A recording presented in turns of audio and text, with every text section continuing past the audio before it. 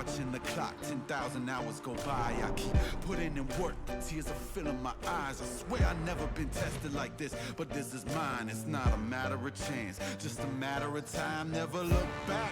If something standing in my way, I always push back. If something seemed impossible, I never took that. Nah, cause now I know better. Can't stop, won't stop, I won't quit ever. The farthest won't take me, the highest fall it won't break me. The blood and sweat is what made me. I'ma get mine, just a matter of time.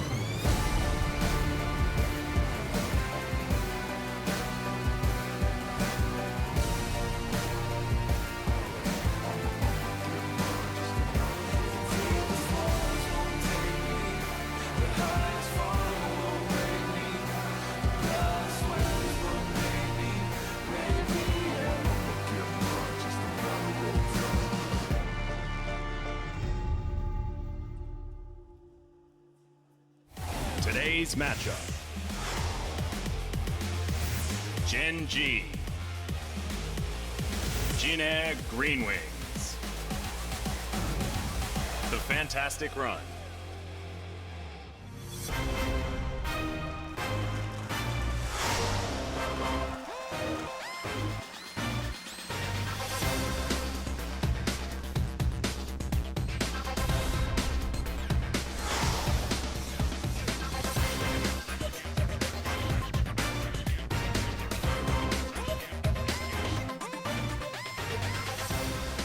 Hey, welcome back from the break, ladies and gentlemen. It's time to dive into our second and final series of the evening. Gen.G versus JAG GreenWings. Apologies for the extended break, but, well, SKT. They got beaten 0-2 for them, well, 2-0 for Griffin, taking them down and knocking them out of playoff contention in case you were just joining us. So, unfortunately, we'll not be seeing SKT in the gauntlet. Still, an opportunity for them to qualify for Worlds, however, but a lot of pieces need to fall into place in order for that to happen. So, still going to be a rough road ahead for those guys if they want to make it to their first World Championship that happens in Korea. But while one fantastic run now ends, and maybe BBQ is the other run, that's all but confirmed. We're all but confirmed that BBQ will be in relegations. That's still 8 other teams on some sort of a run. Achilleos, JAG GreenWings at the bottom of the table, trying to go 1 match clear of 9th place and stave off relegations for another split. At the top of the table, though, it's Gen.G currently in 3rd. They cannot move ahead of Griffin because of game score, but they can move to 12 match wins. And who's to say that reaching 13 match wins won't be enough for someone to confirm first place status? Yeah, might be able to net that, but need to start off with a 2-0 here over JAG if they want to make that happen. See if they can get that victory through, and also probably just crossing their fingers that Gen.G have some worse performances moving forward in their future series. But JAG, we kind of talked about this a little bit before the break. These guys have been the Robin Hood of the LCK yet again, taking that victory away from Griffin in their last match. Can they do it here versus Gen.G, another top table team? JAG win by any scoreline. We'll get another confirmation today. That will be that BBQ will be in the promotion series. It's all about game score for BBQ. They need to win 2 matches, and their game score needs to be sufficient. So wins going to JAG GreenWings or MVP would mean that BBQ were mathematically put into relegations. Let's focus on the former, though. Let's focus on Gen.G. They come in with their normal starting lineup. No signing of Crown since that one series he played about 3 weeks ago. Ambition, your starting jungler. The Haru experiments recently haven't been enough to get him a starting spot for Gen.G. Yeah. Well, I at least saw Crown. He's here. I saw him outside during the break. Just hanging out, enjoying the actually nice weather for once. Were his eyes closed and did he have his headphones in? Absolutely. Yeah, that's the Crown way. If you guys don't know, if you see him around the studio, he's always zen-like in his listening to music and trying to get in the zone. Imagine he watches the games, but maybe he just keeps his eyes closed and is ready to come in to play Victor at a moment's notice. Yeah, you know, that or it's going to be the Vel'Koz. One of those two that he'll pull out. But I mean, that's another member, you know, now who's featured in our opening video that is missing. He and FLICKR. We were lucky to see Pawn starting in the recent series, otherwise we would have had no starting world champions. And move over to the side of JAG. We have an LCK champion right in the middle there, Kakao. Another player who will not be starting in this series. Umti's back in, Umti and Grace having a bit more form recently. Teddy, though, needs no introduction on the right of the screen. I wonder if Teddy will be on Jin Air next year. Probably a lot of people wonder that, with his great performances over the course of 4 splits, no doubt drawing the attention of squads looking to rebuild. Gen.G GreenWings looking to avoid relegations. A match win here would undo Gen.G's hopes of first in many ways, but also confirm their status in the LCK for 2019. A big win for Gen.G. Yeah, absolutely huge for them, and then really throw BBQ's future into flux. It's already looking pretty likely that they're going to be in that promotion tournament, but that would seal the deal on it. So we'll see if Gen.G can pull it off. We'll see if the Glad plane will fly again today as we go ahead and take a look at the list here. So misspoke, not the last series that Gen.G had played in, but the previous one, able to get that victory over Griffin. From there, taking down, MVP, King Zone in the past. So they have gotten match wins as well as game wins away from those higher standing teams such as KT and Hanwha Life. Look, talk about game victories. They've got plenty in the second round robin after a very lean first round robin. KDA, very honest, makes the chart here look very adept from OGN, even though we're used to years of people being able to eclipse the 5 KDA chart. Chovy, I imagine, still hovering around 9.5 after our first series of the day.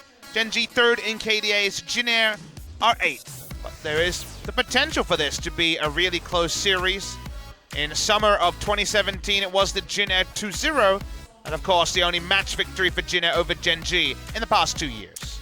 Yeah, has been pretty lean as far as that goes here for Gen.G, so definitely have been on the receiving end of the beatings in this matchup.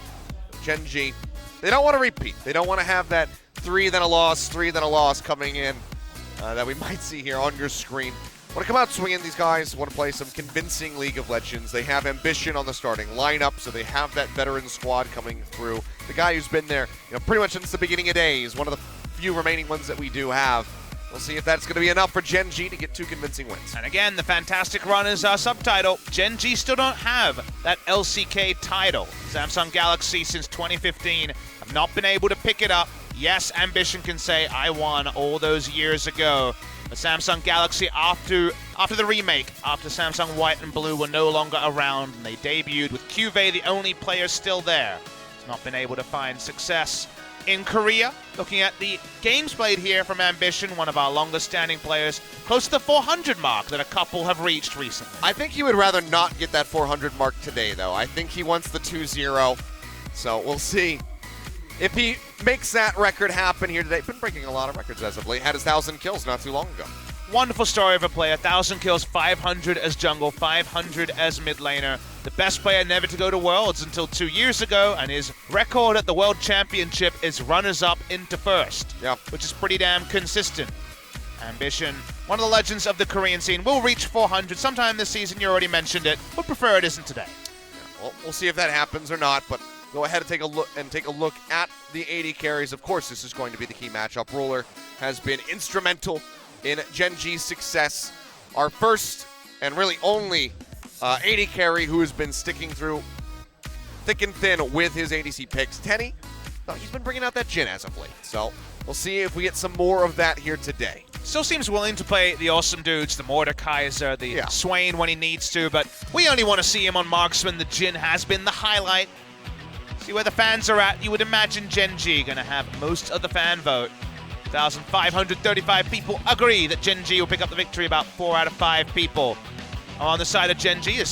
That logo is just too big for the box we've given them. Yeah. But Gen.G GreenWings, we kind of need to shrink that. Gen.G GreenWings really are a bit of a blue shell as a team. That's just how they've always been. The Robin Hood analogy does fit that. They like to rob from the top teams. Can they be the ones to stop Gen.G when they were the ones that gave Gen.G life in spring season? Remember, their victory over Hanwha Life, then Rocks Tigers in spring season is the only reason that Samsung Galaxy, then KSV, actually went to playoffs. I mean, you called Gen Air the blue shell team. I think KT Rolster would disagree with you if you ask which one of these is more of a blue shell. I think that they would say Gen.G, just given how many times they've been knocked out of the World Championship by that squad in the regional qualifiers. But here we go into the draft for game number 1. It's going to be Kindred taken away first and foremost. How many ruler bans will there be if the first ban on red side, remember, red side for Gen Air is the Ashe. Aatrox and Talia are usually must bans. I'm guessing those will probably be the follow-ups, but we'll see if Gen Air wants to stray away from the standard. Wait and see. I think they went for it first ban to try to get a rise out of Gen.G, see what they could get.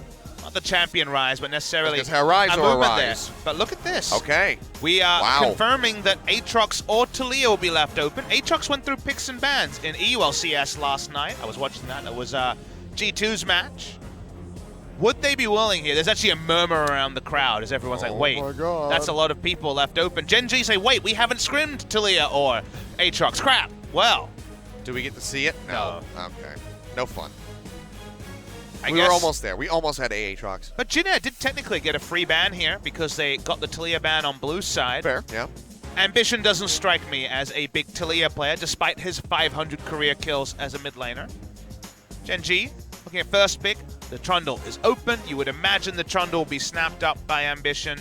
Some junglers have shown priority for the Sejuani recently, but Ambition will not take that with the other available. Trundle in. Do we see a Quinn again? Not first pick, though. Just in general, you know? I'm not trying to crush dreams, but I crushed your dream. Well, seems like it might just be the Tom Kench, which solid pick in the bot lane, but also a big takeaway from core JJ. You know what it probably is? The Jin.G top laner before Sowan was Trace. Yeah. Jin.G legend, and he is the drafting coach from Gen.G. Trace was known to play top lane Ignite on that Quinn from time to time, so probably just a bit of a shout out to Trace there on that first. So we get shout outs to Cloud Templar. Why can't we do a shout out to the World Championship drafting coach in Trace now on Gen.G? Second pick on red side would be the Orianna right now. Okay. But is this going to be the flex? Or is this just going to be straight into the mid lane? We have seen that bot lane Orianna. Saw it for the first time last time you and I were casting. So keeping it a little ambiguous. We know that Teddy is flexible and that he is more than happy to play those awesome dudes from time to time. But it's going to be a Varus and a Zoe picked up here for the side of Gen.G. So plenty of power so far in the draft for them. Very bread and butter draft. Interesting to see the Varus over the Ezreal. Because usually it's just a clamor to pick Ezreal wherever possible. For Gen.G, the Varus has a victory, but hasn't been quite the standby the Ezreal has been, but does mean very oppressive Siege comp already. Whatever champions you put in with Gen.G, even if they don't have synergy with Siege, they have a Siege core. Normally, when we've seen the Jin, it's been into the Ezreal matchup, but still, I see Teddy prioritizing it. He's got a Tom Kench, he's got an Orianna. Are you ready for some frontline Jin? Because that's what we're going to see from Jin. Well, that is definitely the way that Teddy plays. For better or worse, sometimes it results in a loss. But Jin coming back in yet again for Teddy. See what the focus is going to be for the remainder of the draft so far. Gen.G looking over to core JJ, who is a pretty good person that you could try to cripple with these bans. So Braum going to be taken off the board, and now Skarner from Gen.G. Very targeted ban, actually. Umti has been one of the few players to be returning to the Skarner quite recently. Only a few people really messing with Mowgli's another one who's been loving the Skarner. Ambition, of course. Legacy pick for him. A purveyor of the Stinger whenever he can be. Gen.G's second ban. For now, they're just focusing on supports, trying to get a very safe laning matchup for the Tom Kench. If I'm thinking back all the way back to where core JJ falls back to in scenarios like this, usually the Taric actually tries to run. And once upon a time, the Trundle support. There was a Trundle support in EU, but very, very unlikely here. Not even going to humor it, like people try to humor the bot lane Orianna.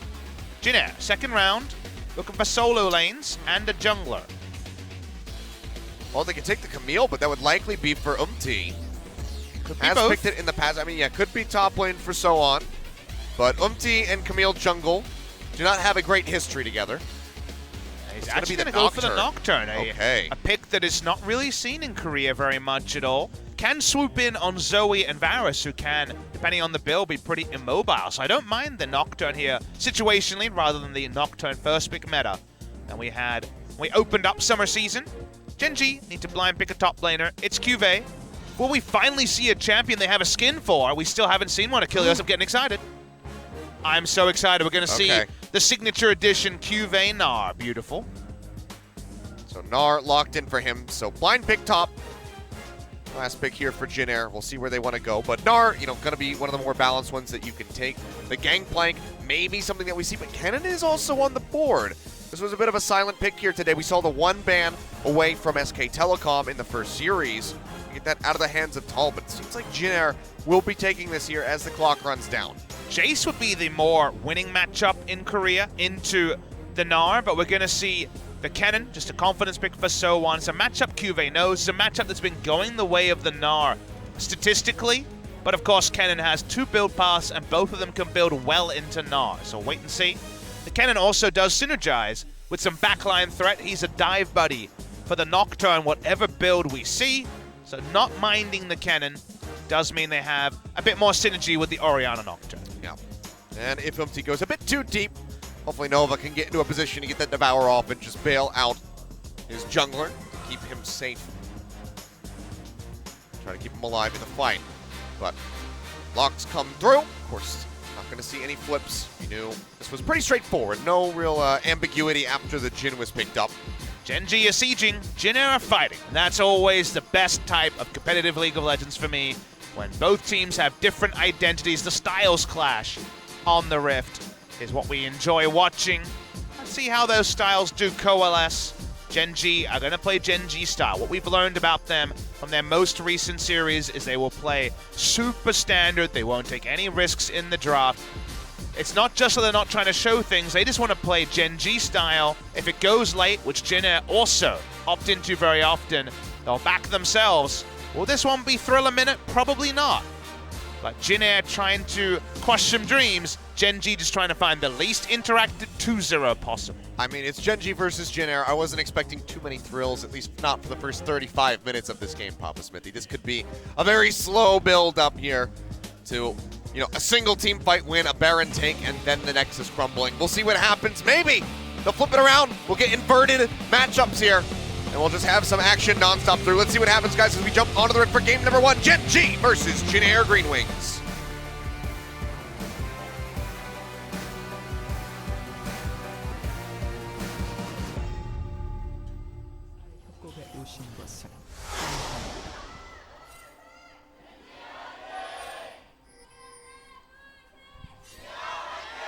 생성까지 30초 남았습니다. Already, junglers just going to be fighting each other as we have the standard 5-point coming out across the board.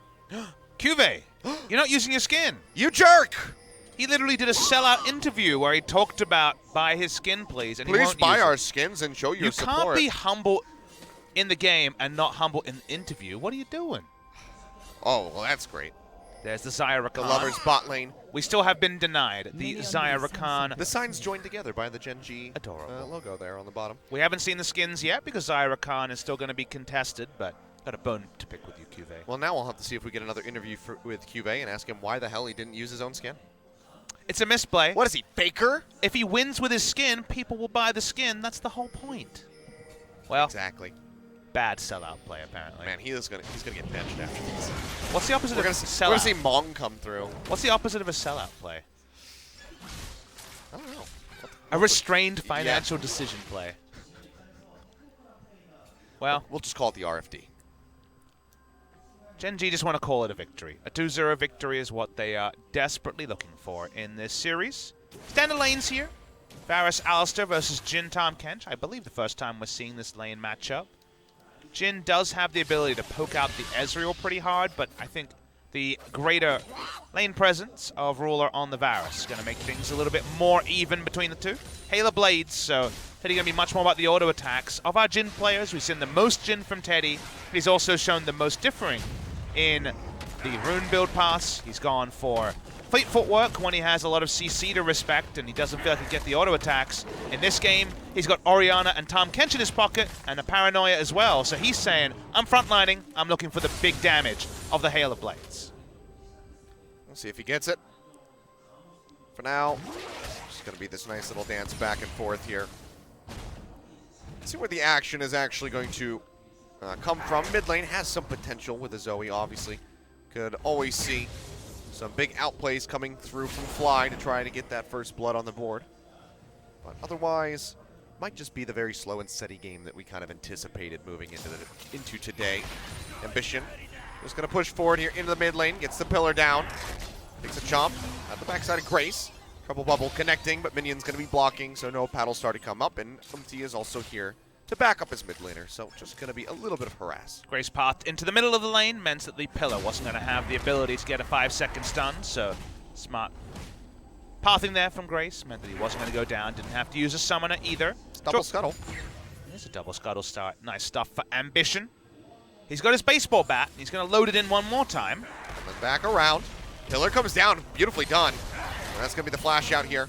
Grace again getting caught up, but the Paddle Star was already used, so he'll be fine. Ambition takes a tower shot, but he'll be all right. He's a Trundle. Fly is showing his accuracy on the Trouble Bubble here. Hit both of them on those It's two a rarest thing to ganks. find with a Zoe player, is the Trouble Bubble accuracy. Hitting them in ganks like that while the enemy's trying to juke furiously is always quite impressive, so good sign for Fly. As the game goes on, that when he starts his fishing excursion after Ludens, maybe it'll be successful.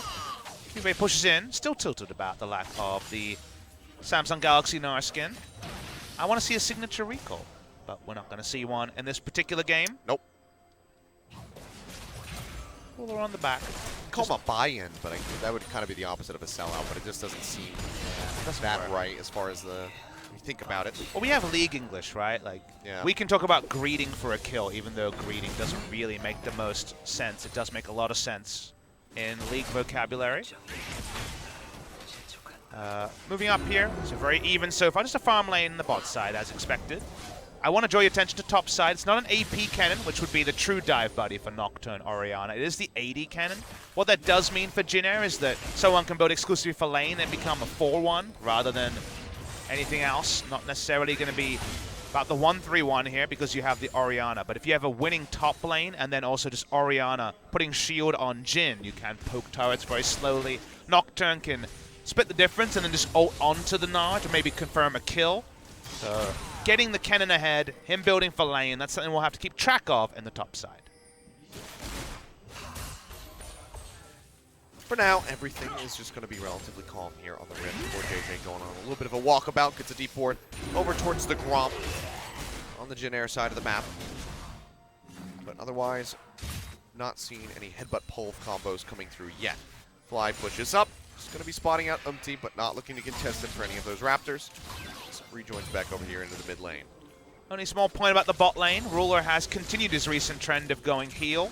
I actually think that LCK bot laners have been taking teleport a bit too much. Teleport's still very valuable. The ability to out-rotate can still be match-winning for sure, but the increase in cooldown by a minute on the cancel and the channel is a really big nerve, so I don't mind the TP. So the TP being dropped. Ambition fighting. Yeah, fearlessly charging forward. It's going to be a shockwave, and Ambition goes down for first blood. Fly trying to answer back for the shields, helping keep Grace alive. Now Fly's got to get the hell out of dodge because roam down comes through from So On. Jumps in, gets a nice little hit onto but overall, it's going to be the first kill going to Jin Air. Ambition reads the map really poorly there. The cannon was going to come first because of the matchup into the Gnar. He doesn't flash, so he dies. Like he misjudged that one pretty severely, did Ambition, and after the 2-scuttle start, he will be giving up the first scuttle to He finds his. I'm going to try to track it as much as I can since we don't have the counter at the top of the screen, so I'll do my best. But now Cuvette getting jumped on, takes the double hop to the side, looking for the stun. They managed to find it. He's down to half HP as the Slicing Maelstrom comes down, and that's going to force the flash. Bit of a sad gank, but they get the ult in the end, and they get the flash, so you'll take that. That worked out. If you're Jin Air, was about a camp away from hitting level 6, we can see. I guess if he had Dusk bring in some more minions, he might have accidentally hit 6 there, or 900Q outplay, hit level 6 there. Doesn't get it, doesn't matter. We'll go back, pick up his Krugs. He's already got a kill involvement before the Paranoia was open, but because he shows topside, will be Ambition clearing a ward and threatening a blue buff steal on the bottom side. Yeah, no one really nearby. It's going to be the roam from the Zoe, pushing closer. And Core JJ just going to be body blocking here with the Alistar. So going on another roam, just to ensure that they can get this smooth handoff here. But is set and ready to go ahead and grab the opposing blue buff. Will be spotted. No one really nearby to try to stop him. 3-man topside invade, it looks like, to try to contest this blue. Yeah, big push over. Core JJ on a big roam now. Has died trying to put his hand in the cookie jar many times this season, so he's going to show restraint this time. So can't get the blue. So this will still be a decent bounce back situation for Gen.G. So Fly's got his. Ambition can go ahead and grab another one. Got the priority lead in mid lane after successful gank, and the fact that Cleanse and Flash have been on cooldown already. But Grace just got his Flash back up now. Top side hasn't been taken over by the cannon just yet, no item completions. And bot side, Varus Alster have the pushing priority, so right now the map's in a good state for Gen.G to trade up in terms of blue buffs and things like that. It's not going to be a disaster for Gen.G necessarily. Feels like one item when they have Ludens and then the first item onto Ruler. That's when Gen.G turn on. It's going to take a little bit longer for Gen.G to hit their item spikes. So early in the game, it feels like Gen.G the first position to really take over some of these neutral camps. Ruler just trying to get that Blade of the Ruin King. Already going to be sitting pretty with a Cutlass here, as Teddy just tries to get his Storm Razor online. So 1 kill is all that we'll be seeing so far. Mountain Drake to start us off. Either team could go for that really at any point. Vision control is pretty solid for Gen.G around the mid lane especially. There's triple control ward placed around. And Varus has first push, so while you are correct, anyone could start it right now. If you're Gen.G, you say, we don't have any control there, let's play at the top side. Yeah. And that might be a response to a dive, although Gen.G definitely anticipating this play as well. Yeah, good cheating forward. Still hovering nearby. He's sitting on a control ward, so they don't have the hard confirmation that he's here, but they haven't seen him in so long. If you're Gen.G, it's so simple, right? This is the sort of incomplete information that pro players built around. Your top laner doesn't have flash. You have vision supremacy in the bot side, and those control wards are what Gen.G are aware of. Where is the enemy going to be? Top side trying to get a turret dive. What are you going to do? Set up for a counter gank or start the Drake? And that's always the duality.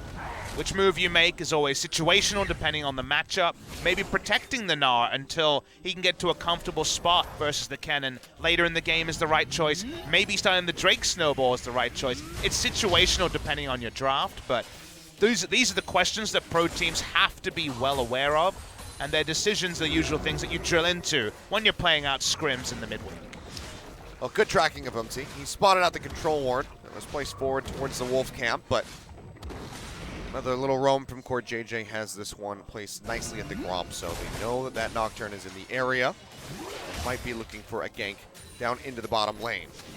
Root coming through. Will get the lockdown here on the Core JJ's Ambition. Looks to sneak his way in. That's going to be a 2-man Pulverize coming down. Flashed away by Nova. Will take him out of range of that Chain of Corruption. Ult's going to get popped. Core JJ trying to stay alive. And that's just going to be Ruler going forward. Takes him down with the piercing arrow. Goodbye. Knew exactly where Teddy was going to be. Knew that he was low on HP. And he answers a kill back here for the side of Gen.G. Ruler just dunks Teddy. Oh, has to be a terrible feeling as Teddy thought that was going to be the big turnaround because he opened up, but just too close. The flash piercing arrow.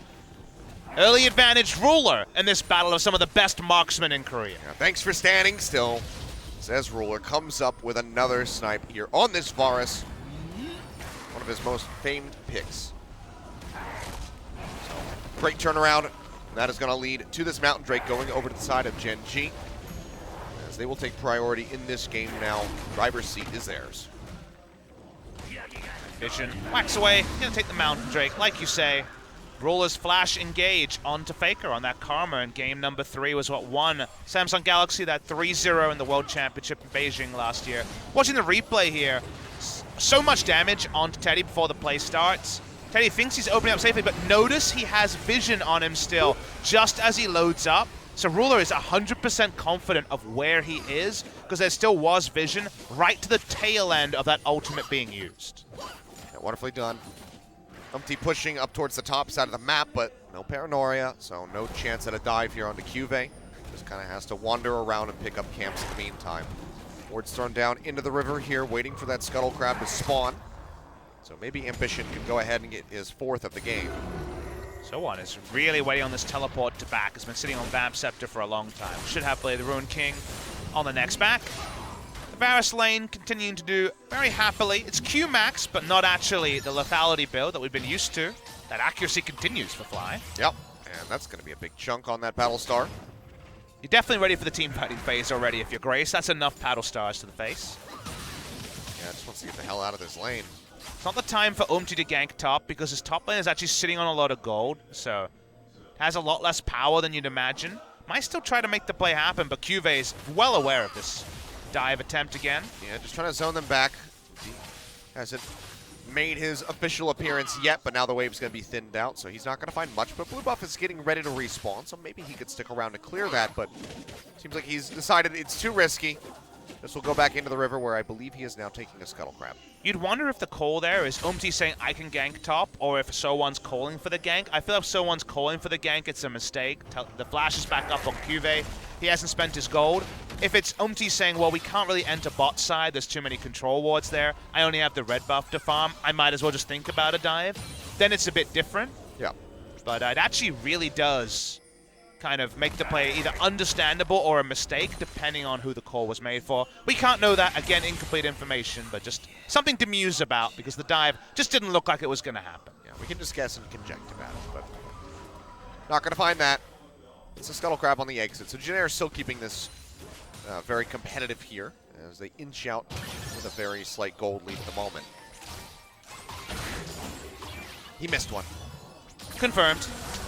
Fly is human after all. He got a proto belt, so of course pushes up. I feel like recently I haven't seen so many disgusting Zoe pickups. I was watching the LPL last night and I saw 3 proto belts from a Zoe in the first 7 minutes. I got very tilted. Well, at least you can't get teleport anymore. It's true, but proto belt and redemption especially is the dirtiest one. Yeah.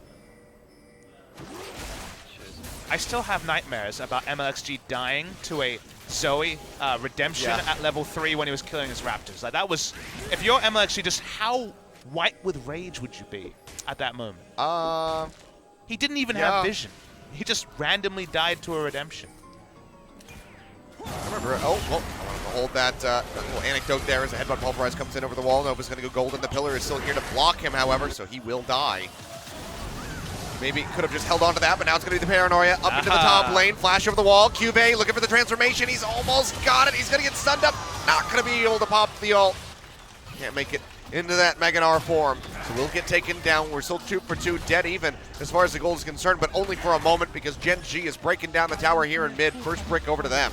Orianna out of lanes. They lose the mid lane turret. The minion wave took a while to push up, but they should still be able to take it down. But they could just lose 2 for 1 in terms of turrets here if you're Gen.G. Yeah, it is looking that way.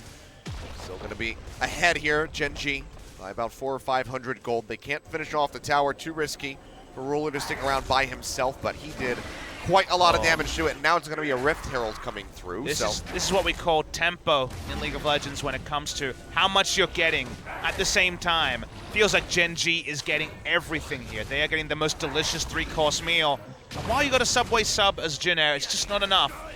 Because right now, Gen.G is going to have a huge lead from just how many objectives they claim on the map. Only got the 6-inch. Didn't even go for the full thing. It's not enough inches, you know? Yep. Vision will pick up the Rift Herald. That does represent another future turret. Core JJ, so threatening with his boots of mobility in the bot lane. So still very close, but that Rift Herald going to be looking to turn things around here a little bit more. Keep the ball rolling for Gen.G. Cuvee pushes forward, has the Meganar ready, so on, waiting in the brush. No ultimate. Just go ahead and try to kite away. Gets caught by that wall up just at the end. Pinned into the wall. Chunk him down to half, and now Ambition has arrived with the Rift Herald. Pillar comes in. They're going to dive him, and they're going to kill him. Womp comes down. Cuvee finds the kill. arriving just a bit too late, but even if he had gotten here sooner, not sure if there would have been much that he could do, but they're still playing forward, and now Grace is waiting in the bush. Shockwave coming down. Gets the hit onto Cuvee. TP coming in from behind, so maybe overstaying just a bit too much. Cuvee tries to answer one back, but will get eliminated. And Ambition doesn't really have much of anywhere to run. Paranoia going to be used just to get the kill. And Teddy, he TPs to the top. He doesn't get an assist. No, he does not. Was out of auto attack range, and then Nocturne did the rest of the work. Still Gen.G. Gonna take the bot lane turret and answer for this. The initial play there, the volleyball play to actually take down Kennen was beautiful to watch, but then they face-checked and were taken down. Ambition panicked super hard and flashed and used his stopwatch at the same time. He's had enough for stopwatch. He's going to go to Gargoyle's Stone Plate. Much more honest for Ambition as an item. Bit of a kill trade there, though, so Gen.G picking up all this immediate gold does mean the Orianna Shockwave is going to hit and pack more of a punch early than if they hadn't been able to do that. Well, now no TP onto the 80 carry, so we'll see if Gen.G can try to convert that into any sort of advantage. At the moment, still just going to be hovering very slightly ahead of Gen.G. Losing the blue buff onto the Orianna. Another flow-on effect. So 3 outer turrets down pre-20 minutes despite all the action we're seeing on the Rift and the trade up there from Gen.G on the top side. Have to worry about the side lanes here now. Do Jin Air. They have no short lanes to play in. So actually not allowing the Zoe CS lead to grow for the Zoe and the Orianna matchup. So struggle for Orianna in 3 long lanes to find farm, as Umti still trying to pile on the pressure on the top side. Blue spawning. Umti in a decent position to take this one away. So should be able to pick this up for himself. Nova's got his back just in case he has to use the Devour. But we'll just be able to take that one nice and cleanly. And the Scuttle Crab also is spawning, so. And this is what you can do when you're in Jin Air's situation where you actually have an outer turret disadvantage, but you feel combat ready, is you don't have safe turret vision to play around for you to coordinate plays. So what you do instead is you all bring control wards, you set up a temporary area of control as mid lane. Yeah, jump into mid. I know about this one. Gets the fear, but it's going to be the portal jump coming through in the dissonance. It's just a bit too shy to get the clip there on the fly. It's much more expensive for Jin Air to make pressure plays. You'll notice all the 3 control wards they had top side to steal away. The blue have now all been cleared out and replaced by blue vision, but that's really all Jin Air can do. Set up temporary control, try to get the Nocturne in for picks, but otherwise all the fallback advantages should be on the side of Gen.G. Well, 1,000 gold in the lead, so still tight-knit. But maybe a triple Mountain Drake here for Gen.G, as a third one will be spawning in a bit. And that would make for a very fast Baron take with this Varus. Not going to be Blade the Ruin King. Might actually be another Infinity Edge build coming through. We'll wait and see. Phantom Dancers are worth considering against a Nocturne, because you know he's going to be on top of either you or Zoe at some point in this game. That's just the only 2 targets you're really looking for. So on the side lanes, Duskblade and passive will proc. The Nocturne has had a much happier time than our recent Nocturnes that have found no successful ganks in the first 20 minutes, so at least does have 2 items at 20 minutes. He's still just going to be sitting in the brush, doesn't have the ultimate yet. Just hoping that maybe Cuvée would push forward, lose that Meganar. So he's wise to this, so we'll just go ahead and play back and now they spot him. Just feels like Gen.G have had 5 control wards on the map the entire time, which means their siege comp can be so maybe powerful. Looking for a pinch. It's going to be Cuvée coming in. He's trying to create some distance, uses the Paranoia. Nicely done. Yeah, keeps himself safe. He was definitely in a lot of strife, as we were noting with our map hacks on. He didn't have that information, but he used the ult to get out. All we should know now, though, is that Paranoia is down. 5 control wards have been on the map basically the entire time of the last 5 minutes. Gen.G will start their sieging, and there's really very little counterplay available to Jin Air when some of those cooldowns are not available. Just bringing up the waves here. Haven't really been able to get close to these inner towers yet, so those don't have much chip damage on them. This becomes so hard if you're Jin Air, for Grace in particular, because all your outer turrets are down. You're trying to roam between turrets to get farm, but you have to wait a long time because you're very afraid of being ganked in transition. So what was a 10 CS lead in laning phase is very likely to balloon, because meanwhile Zoe has so much control vision and a roaming Alistar that so much of this map is inaccessible to Jin Air, and you worry that farm leads will actually propel Gen.G's gold lead, even if the kill score remains 3-4 for a while. See how long it takes for that to change. Jin Air would expect them to try to deny away that third Mountain Drake from Gen.G, so when that gets ready to spawn, we'll see how Jin Air is going to try to prep their vision around the area.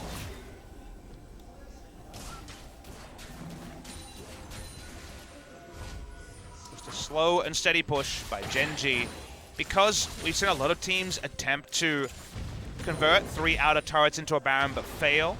Should remember that because Gen.G have always stuck with marksmen, never messed around with the awesome dudes like Swain and Vladimir. In the bot lane, they've always had more Baron threat than the average team in the LCK over the course of LCK Summer. Their Baron closeouts, their ability to close games from 3 turrets down has been very secure. This is something that's been their bread and butter. They've been able to play the same style the entire year, not just the last couple of weeks, which is when a lot of people dropped the Vladimir and just went back to Ezreal Varus in the bot lane. So they're going to keep pushing down the control vision. And when they use their experience to start the Baron, they're going to feel very, very secure that they'll be able to pick up that big objective. Ambition pushing in, looking to deny away yet another blue buff. So not been the greatest game here for Grace as far as that is concerned. Hitting decent item timings and not too far behind in terms of farm because of the kills he picked up earlier. But otherwise, you're completely correct. The Zoe been set up to succeed. Normally, the Orianna scales up in this matchup. Speaking of scaling. Yeah, dive coming through, flash over the wall, Trouble Bubble not going to connect. And a bit too late on the run there for the Abyssal Voyage. But that's the sort of limited play you can make when you don't have vision, Achilles. You go for the all-in. It fails, you pull back.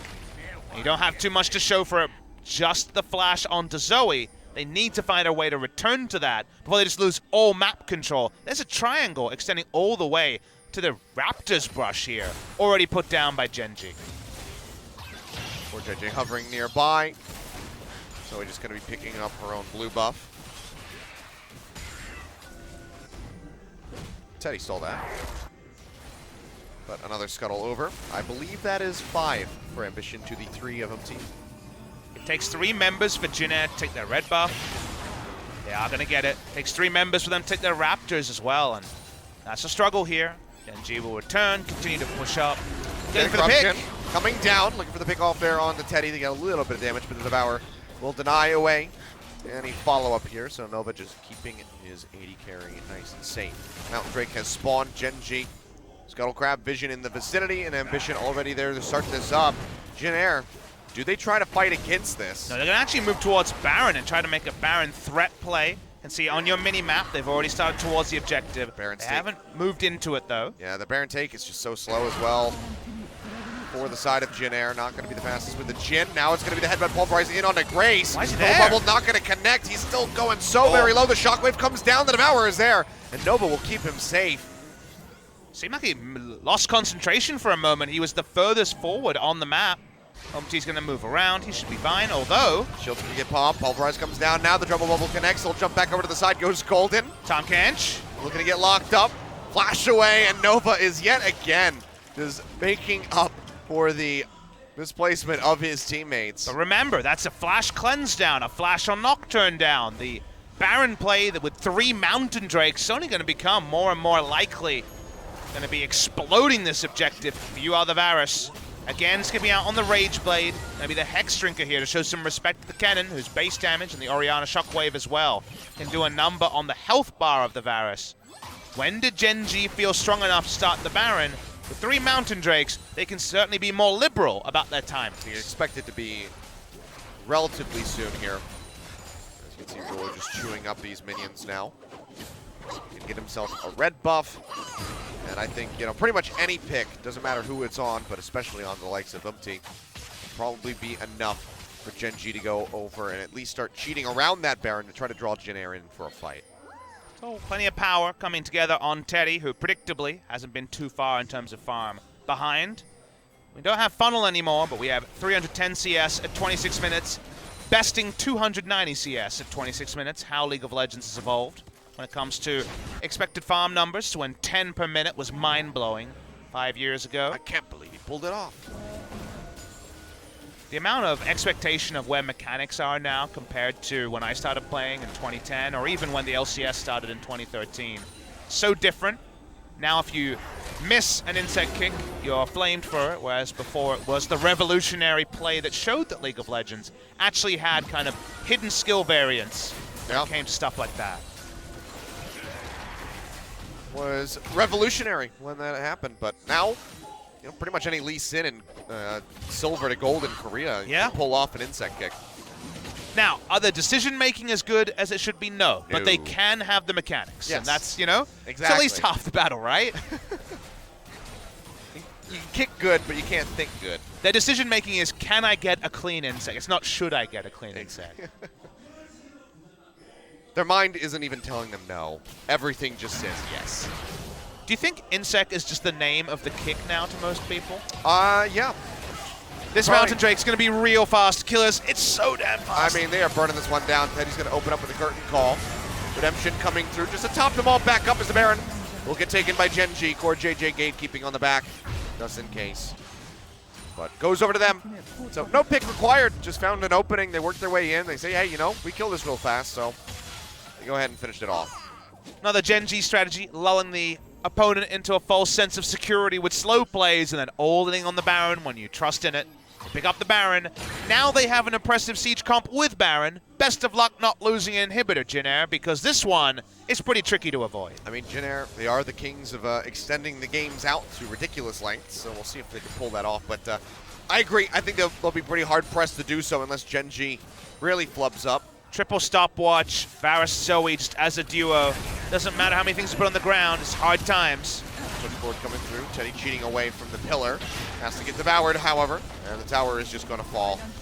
Can't walk forward. Even though Roller does not have that Chain of Corruption right now, there's still just so much damage ahead, but Pulverized combo perhaps from CoreJJ to go ahead and lock it down. Let's talk about what the build does do from Roller. It does have the ability to apply Blade the Ruin King onto multiple members, yes, that's what the Hurricane's for, but actually, it's probably just so that he can push even harder with this build. Looking to all-in on Cuvée. Hop over the wall. Is it worth chasing? Gen.G seems to say yes. Last cone comes down. Cuvée looking for the transformation, will get stunned up, and it seems like yet again he's not going to be able to do it, but meanwhile, yeah, they get a kill, that's all fine and dandy, but I think you can see there Cuvée looking a bit cheery on his face, says, you know what? My life was definitely worth losing for that tower, so. It's one of those things where if you're against no Baron buff, it is the right play against Baron buff. There's no real great play, right? They just try to get a Baron buff off a split pusher. Again, there's 2 minutes of Baron that are mostly going to be wasted on Cuvée, and Cuvé's the most annoying person in a side lane, so I think it's still the right choice by Gen.G. It does strike of desperation, but now 4,000 gold and 3 mountains behind. There should be some desperation on the side of Gen.G. They get a kill, Gen.G will respawn and turn up again, but at least they haven't been able to push 3 inhibitors in their first Baron buff. In fact, the first inhibitor turret has not yet been destroyed. It was a bit of a catch-22.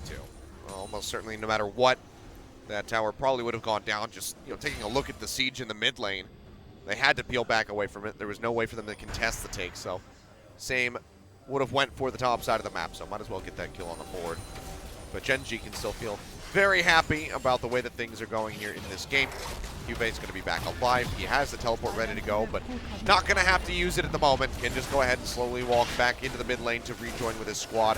All of the towers outside of the base have now been taken 6-2 in that regard. Gen.G pushing forward, trying to get in underneath this tower, but only 35 seconds remaining on the Baron buff. About 8 autos from Roller will take down a turret thanks to the 3 Mountain Drakes.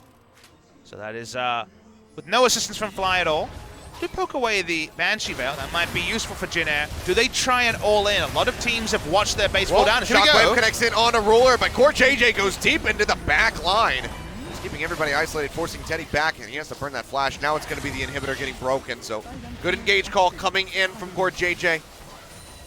Helps break things open. Mid lane being brought up by Cuvée, but the wave is thinned out. The Baron buff now expired, so Gen.G will just go ahead and kite away, pick up an Ocean Drake for the trouble. Well, JJ's Alistar is a very recent pick for him in summer season, but it's been so reliable. He's 4-0 on the Alistar in the last, I believe, 3 series since he's picked it up, and he always knows his role. I feel like a lot of Alistar players get too tunneled on super cool flanks and things like that. He plays Alistar as much more of a peel or just space control than some of the Alistar players, and I appreciate his finesse on a pick that recently most of our Alistars have been losing in the LCK. Looking good so far. Fairly low death count here. 3-5 as Gen.G are in the lead. 4 dragons to be backed up by that Elder. So in a very good position, are poised to close out this game. They find themselves about 5,000 gold up over Gen.G. Most of the things Gen.G have done this particular game could be in a textbook for closing out with a siege comp. They've been very, very clean. They're down 3-5 in kills, but hasn't really affected the game at all. They've traded up every time those kills have come down. So many have been 1 kill traded for a Drake and a Rift Herald, or a Rift Herald and a kill. There's been a lot of great moments for Gen.G, even if the bloodthirsty fans looking for 20 kills will not see them. That's just not how Gen.G play. They're not about acquiring fans with sick outplays. They just want results, and they have a target. Griffin with their 2-0 is that big target for the side of Gen.G. That's a lot of Gathering Storms.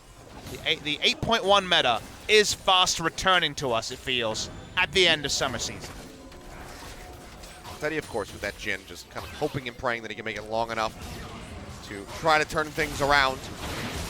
But right now it's going to be Gen.G looking for, That's their Knight's Vow. How rude. It's going to be Gen.G looking for another inhibitor take here. As Cube still occupies space around the top lane. Another Banshee Veil pop coming through onto Fly. Misses the shot onto Soan. Just tosses out that exhaust for fun.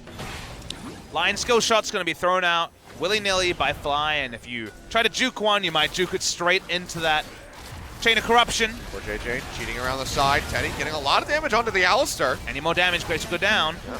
It's going to fall low. Grace has to be devoured. It's going to be another inhibitor getting taken out. So one kiting back with the rest of his team to join in and defend the Nexus towers, but Gen.G have no interest in that. They want to get prepped for that Baron that's spawning in 50 seconds. They'll do it so damn quickly, as we well know. They have 2 inhibitors, not just the single, so it'll be very difficult for Jin.Air to fully contest it. Okay, the third inhibitor. That's why I did that part on purpose. I'm going to get there. Inhibitor turret. But we back away from that. Mind going to Jelly a little bit because Gen.G are doing this one by the book. The Rage Blade, the Blade of the Ruin King, the Wit's End. There's so much damage onto Soan, but it means so little Achilleos. He can't find the damn Nada auto attack. Got to do your vocal warm-ups at the beginning of the day. Caster John has by far the best vocal warm-up fundamentals I've ever heard. That's true. I remember talking to him the one time at dinner just about how he keeps his voice. What was, if you're an aspiring play-by-play in the chat, what was his biggest takeaway message? I mean, I think it's probably learn how to actually use your voice. So projection is the most important thing. You can see completely blacked out there on the map. They're going to get this Baron. It will not be stolen. Yeah, Scrying Orb comes down. I'm going to take a random curtain call shot, but even then Teddy's not even in range. But yeah, learning how to project with your voice is the most important thing, because if you speak from your diaphragm rather than from your throat, then you will not harm your voice. Not sure if Umti actually spell shielded that or if it fell low from Ruler. I think he spell shielded it. It looked like the shield went away. It hasn't made contact. But now there's a Baron. They can play through the mid lane. They're only playing 2 lanes because bot lane is pushed down quite a long way. Nova walking between the 2 people he has to devour here. But maybe it'll be neither, as Cuvée and the rest of Gen.G want this 3rd inhibitor. Go ahead, knock down the tower. Jin.Air gonna have to make a stand here. Get a root in. Dissonance on the Cuvée. But not going to be enough to weaken that Gnar, to dissuade them from pushing forward. So now all 3 inhibs going to be dead. Bot respawning in 19 seconds, but Gen.G might just be looking to finish off the game before that happens. TP coming in from behind. That's going to be Soan going for a flank. Curtain call to open things up to try to slow them down. Soan zipping his way through. Slicing Maelstrom's going to be tossed in, but he's going to be the first one to fall. Fly just deletes him, follows up for a double kill. As Umti will die. Big push back from Cuvée. Knocks him right back into the team. A triple kill over to the Zoe, and that will be the finish of the game. Looking for a final kill on the Teddy. They'll get it. The ace, the Nexus. 36.5 minutes. Gen.G explode forward. Get the Barons. They win the game. Picture perfect AP cannon engage, done by an AD cannon, no health bars go down, and thus the Soan and Jin.Air put into the grave for game number 1. Gen.G just on the trail of clean 2 zeros. They pick one up, nicely done by Gen.G. It's not flashy, but it's true Gen.G style, as even when Jin.Air were picking up kills, you always felt like it was in service of Gen.G moving forward their agenda, not Jin.Air finding a victory in game number 1. Yeah. Just kind of playing into their hands. This is how Gen.G likes to play the game. So get everything that they want at every twist and turn. Jin.Air unable to invent a victory. Couple kills on the board, but otherwise very clean, very one-sided for the most part from the side of Gen.G. Jin.Air GreenWings, they have stolen wins away from top-level teams. But if Game 2 is going to be anything like that, it seems like they might be coming up short today. The Glad Plane might not make it onto the runway. Sad Plane definitely deserved in that last series, but if you go down 2-0 to Gen.G, a team that doesn't give the openings that KT and some of our other top teams give, I don't think that's a surprising result. Sure. I think that Gen.G really hard countered Jin.Air because they play so safe that it's very unlikely Umti will find an advantage. We saw him trying to gank top lane very early in this game. And then by the late game, which Jin.Air fancy themselves in, you're probably going to be at a gold disadvantage. Teddy probably won't be a solo carry. And that's just the reality of this game number 1. Be surprised to see anything big change in game number 2. Well, Orianna doing a decent bit of damage, but didn't really see many massive shockwaves come through. A couple to help save the members of Gen.G, but in the end, it's 11.6 thousand gold lead and a finish for Gen.G, so they move up in game number 1. And for Gen.G, you know, taking down Gen.G, that'd be a great little boon, but it's mostly about keeping your head above the water and trying to avoid that promotion tournament. And for every game, for the victor, it's about the scoreline. 2-0, they're desperate for. Even Gen.G, if they can get a win here, a game victory right now, they're stuck in match score with MVP. Anything to even the ledger, get you closer and closer to safety is what these teams are desperate to find. Well, Gen.G backs against the wall. This is a familiar spot for them to be in this season. Haven't found that much success. 4 match wins in the summer split so far. And with Gen.G playing like this, able to play their style, their game, their pace, seems like it might just be another loss. We'll see what Gen.G can do as they flip over to the blue side for game 2. See if we're going to have any roster swaps coming in when we come back from the break.